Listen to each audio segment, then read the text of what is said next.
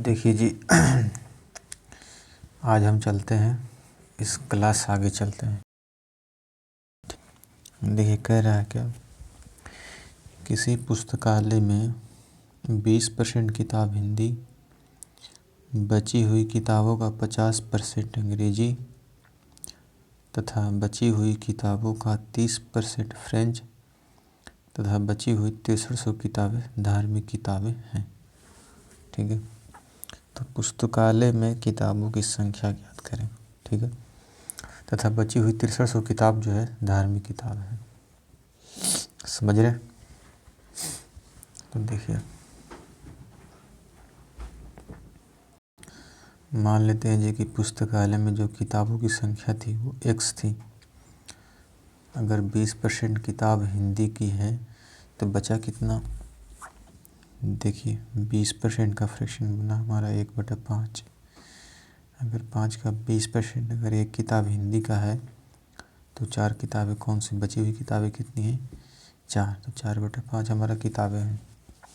अब देखिए, तथा बची हुई किताबों का 50% अंग्रेजी है। ठीक है, अगर 50% अंग्रेजी है यानी 50% का फ्रैक्शन बना रहा है 1/2, यानी 2 में से अगर एक किताब अंग्रेजी का है तो बचा कितना? एक किताब बचा 2 पे। ठीक है, तो निशेष जो बचा कितना? 1/2। अब क्या कराएगा? 30% फ्रेंच है। अगर 30% किताबें फ्रेंच हैं यानी 30% का फ्रैक्शन बना हमारा 3/10, यानी 10 किताब में अगर 3 फ्रेंच हैं तो बचा कितना? 7/10, यानी 7/10 किताब बचा। अब कह रहा है क्या, तथा बची हुई किताब जो है ये 6300 किताब है, यानी इतना जो किताब है हमारा ये किसको डिनोट कर रहा है? 6300 को डिनोट कर रहा है। ये मत समझ लीजिएगा, यानी कि इसका अर्थ ये हुआ कि ये 7/10 का अर्थ ये हुआ कि अगर 3 फ्रेंच थी, इतना जो बचा हुआ किताब था, तब उसमें से 7/10 किताब जो है वो क्या है? ये 6300 हमारा बता रहा है। ठीक है, 6300 हमारा डिनोट कर रहा है यहाँ पे। समझ रहे? इतने किताब बचा, अगर चलो इतना बचा तो जब काटा पीटी करते हैं 2 दूनों के 4, 7 नाम 63, फिर 2 पंजे 10, तो ये हो जाएगा हमारा 25, ये आ जाएगा हमारा 5 × 5 यानी 25, 25 × 9। ठीक है, इसका क्या आंसर हो जाएगा? वो आ जाएगा 22,500। ठीक है, देखिए जब इसे काटा पीटी करेंगे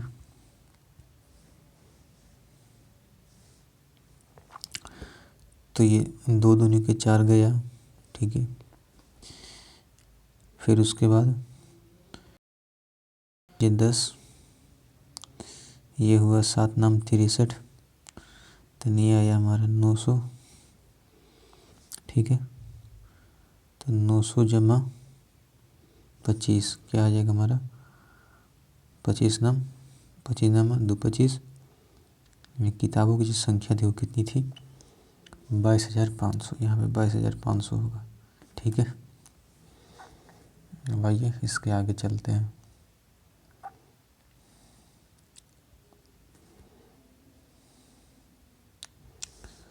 कह रहा है क्या, एक निर्माता था जो कि कुछ सामान जो है थोक विक्रेता को 25% लाभ तथा थोक विक्रेता जो है फूटकर विक्रेता को 20% लाभ तथा फूटकर विक्रेता ग्राहक को 28% लाभ पर बेचता है। ठीक है, निर्माता के लिए सामान का मूल्य बताएं जबकि ग्राहक उसे 9600 में खरीदता है। तो हम पहला लाइन पढ़ते हैं। मान लेते हैं जी कि जो थोक विक्रेता था उसका प्राइस M था।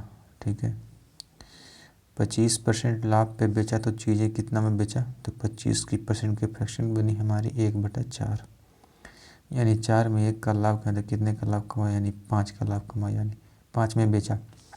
ठीक है, यानी बेचा कितने में? 5/4 में। ठीक है, इतना में बेच दिया। अब कह रहा है क्या, जो फूट कर विक्रेता जो रिटेलर यानी फूट कर विक्रेता को 20% लाभ, यानी थोक विक्रेता को बेच दिया और थोक विक्रेता जो है फूट कर विक्रेता को का लाभ पे बेचा। 20% का लाभ के पीछे का मतलब है कि चीज़ें 100 की 120 किया, ठीक है, तभी तो हमारा किया यानी कितना 6/5 में बेचा।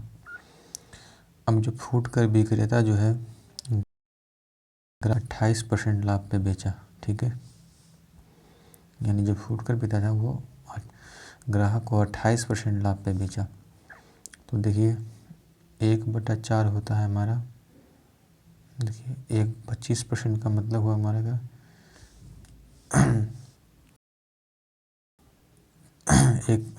कितना है, देखो बताइए 4% का मतलब होता है हमारा 1/25, ठीक है, तो 28% का मतलब क्या हो जाएगा 7/25, यानी 25 का चीज़ था 7 में लाभ पे बेचा तो कितना बेचा 32 में, यानी चीज़ें 32/25 किया, ठीक है, और बेचा कितने में 96। तो जब से करेंगे 32 या 96, 300, ये 5 से 5 कैंसिल आउट, 2 दूनी 4, 3 दूनी 6, ये 3 से 3 कैंसिल आउट यानी 100, यानी 25 दूनी 50 गुना 100 क्या आ जाएगा 5000, यानी कि जो उसका एक्चुअल प्राइस था वो कितना था 5000। समझ गए? अब आइए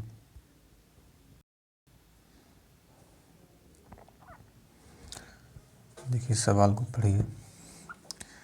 कह रहा है कि एक आदमी जुए की 3 बाजियां खेलने के बाद अपने पास आरंभिक धन का आधा धन ही पाता है, ठीक है, यानी मान लेते कि उसको जुआ में पैसा लेकर के गया, वो x लेकर के गया और लेकिन लेकर कितना आया x/2, यानी उसका आधा ले, यानी ऐसा सवाल में कह रखा है कि 3 बाजियां खेलने के बाद जो है अपने आरंभिक धन का आधा धन ही पाता है, ठीक है, आधा धन ही पाता है। समझ गए? ठीक है, अब देखिए जुए के शर्त अनुसार यदि वह प्रत्येक बाजी जीतता है तो उसे 100 रुपये मिलेंगे, ठीक है, यानी 100 रुपये लगाया 100 रुपये जीत गया, ठीक है, परंतु उसे अपने कुल धन का 50% धन वापस जमा कराना होगा। कंडीशन ये है कि अगर वो जीतेगा तो उसे 100 रुपये मिलेंगे, लेकिन जो कुल धन जो होगा जीतने के बाद उसका आधा धन जो है वापस जमा कराना होगा, ठीक है, यानी इतना अगर लगा इतना जीता तो यानी इसका 1/2 क्या होगा आधा जमा कराना होगा और आधा उसके पास जाएगा। फिर उसके बाद इधर उधर घूमने लगा, ठीक है, फिर इधर उधर घूमने लगा, फिर घूमते घूमते फिर से गया भाई, फिर से वो क्या किया इतना जीत गया, ठीक है, इतना जो पैसा इतना जीत गया। जीतने के बाद कंडीशन क्या था कि 100 रुपये उसे मिलेंगे, मगर जो है उसे कुल धन का 1/2 से वापस कराना होगा, ठीक है। ये दूसरा बाजी ऐसे खेला तो इतना पैसा, फिर घूमने लगा, फिर जीता, फिर एक जगह बैठ गया, फिर जीता, फिर 100 रुपये उसके हाथ में आ गए। कंडीशन क्या है कि उसे पैसे मिलेंगे लेकिन आधा पैसा ही मिलेगा, ठीक है, आधा जमा कराना होगा, तो इतना जमा कराया, यानी 3 बाजी खेला और उसके पास जो पैसा बचा वो बचा, उसके पास आधा ही पैसा आया। जब से कैलकुलेट करेंगे तो ये x/2, और ये जब से करेंगे तो ये 50 जमा ये 250 जाएगा, 50 जमा 100 150, फिर इसका 1/2, फिर प्लस 100, और ये 2 से 2 कैंसिल आउट हो जाएगा, ठीक है। तो देखिए जब 2 से गुना करेंगे तो यानी x/4 प्लस 175 यानी 150, यानी 75, 75 जमा 100 175, और हो जाएगा x। तो जब x की वैल्यू आएगी 175 यानी 700/3, यानी कि उसके बाद जो आरंभ में जो पैसे थे वो कितने थे, वो थे 700/3। समझ गए? ओके, आइए चलते हैं इस वाले टाइप पे, ठीक है, समझिएगा। चीज़ों को। देखिए कह रहा है क्या कि चीनी का मूल्य 20% बढ़ता है।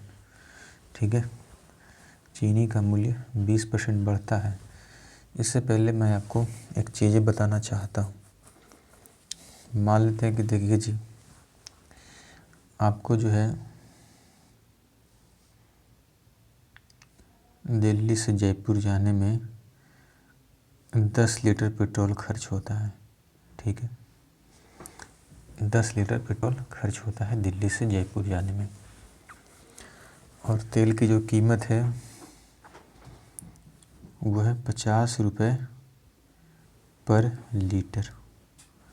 ठीक है, जयपुर जाने में 10 लीटर पेट्रोल खर्च होता है दिल्ली से, और तेल की कीमत है 50 रुपये पर लीटर, यानी 1 लीटर तेल का मूल्य है 50 रुपये।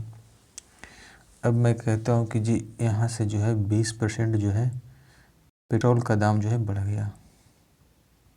ठीक है,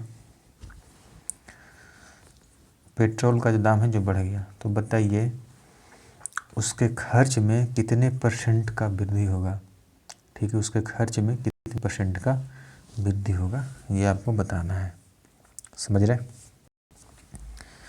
तो देखिए समझिएगा, मैं यहाँ पे लिखता हूँ। ठीक है, पहले प्राइस था कितना, 50 रुपये पर लीटर। ठीक है, और पेट्रोल लगते कितने थे, 10 लीटर। तो 50 रुपये पर लीटर के हिसाब से 10 लीटर पेट्रोल का कीमत हो गया 500 रुपये। इज इट ओके और नॉट ओके?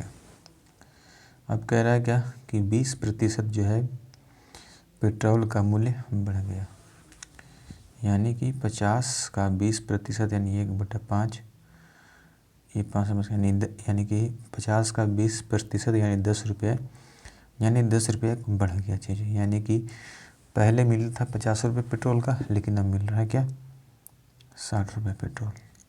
समझ रहे? अरे हाँ या ना? ओके, तो देखिए अब हमें ये बताइए, क्या दिल्ली से जयपुर जाने में क्या 9 लीटर पेट्रोल लगेगा? तो बिल्कुल नहीं। यानी कि चीज़ें अगर प्राइस बढ़ भी गई तब भी जो है दिल्ली से जयपुर जाने में हमें 10 ही लीटर पेट्रोल लगेगा, इसमें कोई दो राय नहीं है। ठीक है, यानी कि अगर चीज़ें अगर 50 से 60 रुपये हो गई तो जो हमारा जितना पेट्रोल दिल्ली से जयपुर जाने में लगता है वो तो आज भी तो नहीं लगेगा। ऐसा तो नहीं है कि 8 लीटर में पेट्रोल पहुंच जाएगा, हाँ या ना? ओके, तो अब जो है चीज़ें जो है 60 रुपये होगी, तो 60 रुपये के हिसाब से 10 लीटर पेट्रोल का कीमत हो गया कितना, 600 रुपये। ठीक है, 600 रुपये हो गया। यानी कि उसका जो कंजम्पशन यानी उसका जो खर्चा है वो पहले होता था 500 रुपये, लेकिन अब हो रहा है 600 रुपये। तो यहाँ पे मैं एक चीज़ कहना चाह रहा हूँ, इसका जो एक्सपेंडिचर है, एक्सपेंडिचर उसका खर्चा है वो 500-600 है। यानी कि इस केस में क्या होगा कि जो प्राइस का रेशियो जो हमारा वही होगा, वही रेशियो हमारा एक्सपेंडिचर का भी रेशियो हमारा सेम होगा। ठीक है, यानी कि जो रेशियो हमारा प्राइस का होगा वही रेशियो हमारा खर्चे का भी प्राइस, यानी खर्चा अगर 20% बढ़ेगा तो हमारा हम यानी कि प्राइस अगर 20% बढ़ेगा तो हमारा जो खर्चा है वो भी 20% बढ़ जाएगा, है ना? ओके, तो यही सवाल में दे रखा है। ठीक है, तो यानी यहाँ पे कितने का खर्च बढ़ा, देखिए 100 रुपये का खर्च बढ़ा कितने पे, 500 पे, तो 100 पे कितना, यानी कितना आ जाएगा 20%।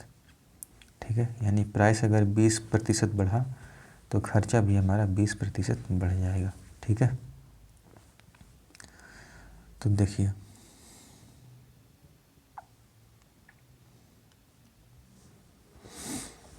कह रहा है क्या कि चीनी का मूल्य 20% बढ़ता है। ठीक है, तो 20% का फ्रैक्शन बना 1/5, यानी कि इसका जो प्राइस था वो 5 पहले मिलता था 5 रुपये पर केजी, अब मिलता है 6 रुपये पर केजी। ठीक है, ये हमारे यहाँ पे दिया हुआ है 20% बढ़ता है। तो बोल रहा है कि चीनी की खपत में कितने % की कमी की जाए जिससे कुल खर्च स्थिर रहे, यानी कुल खर्च जो है स्थिर रहे। तो मान लेते हैं जी कि हम जो खर्च करते हैं कोई एक, हम मान लेते हैं क्या, इन दोनों का एलसीएम लेते हैं कि हम जो है 30 रुपये हम खर्च ही करते हैं, उससे हम ज़्यादा खर्च नहीं करते हैं। इसमें बोल रहा कि कुल खर्च जो है स्थिर रहे, यानी कि ये जो 30 रुपये खर्च है हमारा, ये हमारा नियत रहे, ये नहीं बदले। तो मैं ऐसा खर्च मान लूँगा जो कि इससे भी कटे और इससे भी कटे, ठीक है। यानी पहले चीज़ें आती थी 5 रुपये पर केजी के हिसाब से, 30 रुपये में 6 केजी चीनी हम लाते थे, और अब हम 6 रुपये जब बढ़ गया तो हम 5 केजी चीनी लाते हैं।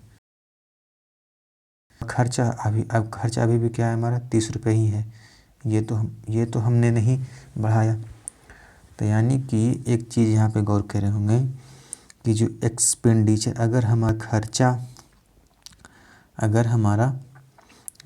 अगर हमारा कीमत यानी कि खर्च अगर स्थिर रहेगा तो जो रेशियो प्राइस का होगा उसका अपोजिट कंजम्पशन का रेशियो हो जाएगा। देख रहे हैं यहाँ पे अगर 5 का रेशियो 6 है तो कंजम्पशन का रेशियो जो है वो 6:5 है, ठीक है। तो हमें कितना, यानी यहाँ पे कितना का कमी हुआ, 1 का कमी हुआ। 1 का कमी हुआ कितने पे, 6 पे, तो 100 पे कितना, तो आएगा 16 सही 2/3%, ठीक है, समझ रहे हैं। ओके, अब यहाँ आइए, अब देखिए प्राइस और एक्सपेंडिचर तो हमारा इक्वल ही है, यानी कि पहले हम खर्च करते हैं, कह रहा है कि 20% बढ़ जाता है, ठीक है, यानी चीज़ें जो है 20% बढ़ जाता है। यानी पहले अगर चीज़ें मिलती थी 100 रुपये की तो मिलता है 120 रुपये का, ठीक है। तो कितना खर्च किया जाए ताकि जो कुल जो खर्चा है हमारा वो स्थिर है, यानी कि अभी भी जो हमारा एक्सपेंडिचर है, जो खर्च है हमारा वो स्थिर है, यानी कि 100 ही रहे। तो 20 का, यानी 20 का खर्च करें, 20 का कम करें किस पे, 120 पे, तो 100 पे कितना, तो 16 सही 2/3%। तो देखिए ये भी हमारा एक्चुअल वैसा भी होगा, ठीक है। यानी कि पहले अगर चीज़ें 100 की थी, 100 रुपये की मिलती थी, तो अब कितनी मिलती है, 120 रुपये की, ठीक है। क्योंकि प्राइस भी हमारा क्या एक्सपेंडिचर मिलेगा, यानी कंजम्पशन पहले अगर हम करते थे 100 रुपये का, तो आज हम कितना कर रहे हैं, 80 का कर रहे हैं, ठीक है। तो ये चीज़ें हमारी थी।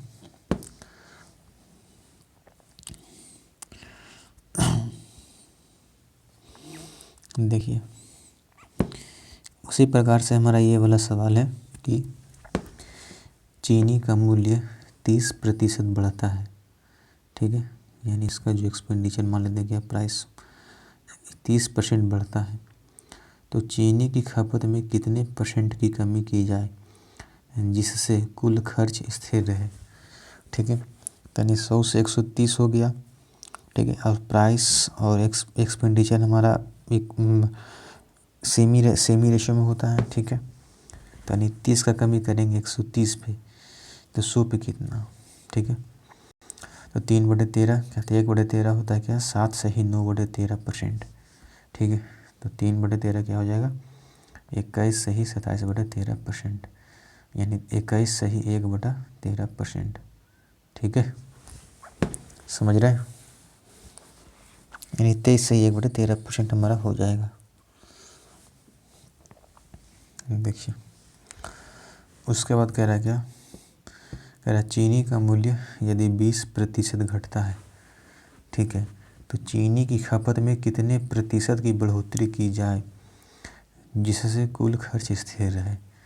देखिए चीनी का मूल्य क्या हुआ, 20% घट गया, यानी पहले अगर खर्च होता था 100 रुपये का, तो आज कितना हो रहा है, 80 रुपये का खर्च हो रहा है। तो बोल रहा है क्या, हमें कितना खर्च अधिक करना होगा ताकि कुल खर्च जो है ये हमारा स्थिर रहे। यानी पहले 100 रुपये होता था, आज 80 रुपये हो रहा है, तो हमें 100 रुपये स्थिर रखना है, तो कितना का 20 रुपये बढ़ाना होगा, किस पे, 80 पे, ठीक है। यानी 20 रुपये बढ़ाना होगा 80 पे, तो फिर 100 पे कितना, तो हो जाएगा क्या, 20 बढ़ाना है 20 को, यानी कितना 25% हमारा बढ़ोतरी करना होगा, तब जो है हमारा क्या खर्च जो है हमारा क्या इक्वल रहेगा, ठीक है। समझ रहे। कह रहा है कि चीनी का मूल्य 20% घटता है तो चीनी की खपत में कितने प्रतिशत की बढ़ोतरी की जाए जिससे कि कुल खर्च स्थिर रहे। यानी चीनी का अगर प्राइस हमारा 100 से 80 हो गया तो खर्चा भी हमारा 100 रुपये से 80 रुपये हो रहेगा। लेकिन बोल रहा है क्या हमें 100 ही रुपये खर्च करना है तो हमें कितना अधिक खर्च करना होगा, तो हमें 20 रुपये ज़्यादा खर्च करना होगा 80 पे, तब जा कर के क्या होगा हमारा इक्वल आ जाएगा। ठीक है, यानी 25% हमें बढ़ाना होगा। समझ गए। तो देखिए इस टाइप को हम आज के इतना ही रखते हैं। ठीक है, और इसके पहले जो है हम रिवाइज कर लेते हैं परसेंटेज को।